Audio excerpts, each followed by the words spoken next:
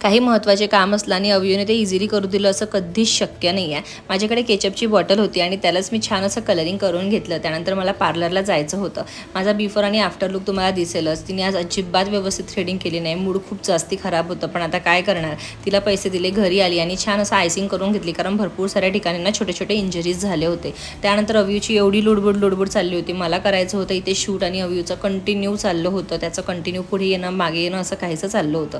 त्यानंतर चेहऱ्याला छान असं आईस लावून घेतलं होतं. आईस लावल्यानंतर थोडा टॉप ओला झाला होता, म्हणून मी लगेच चेंज करून घेतलं. अव्यूचं एवढं स्ट्रिक्ट झालं आहे, प्रत्येक ठिकाणी आपली मनमानी करत फिरतो हा बाळ. सर्वात महत्त्वाचं म्हणजे याला आजकाल ना चिंच खायचं वेगळंच काहीतरी वेळ लागला आहे आणि खाल्ल्यानंतर असे काहीसे एक्सप्रेशन्स देतो, जे बघून मला खरंच खूप गोड वाटतं.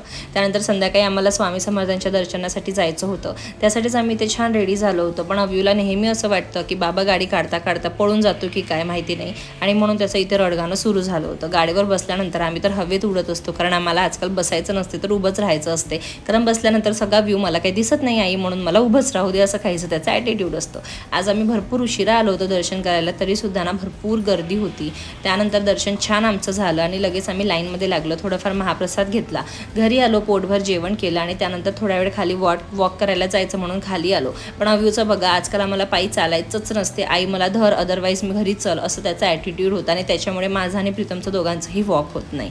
चला भेटूया नेक्स्ट मिनी ब्लॉगमध्ये. तेव्हापर्यंत बाय अँड टेक केअर.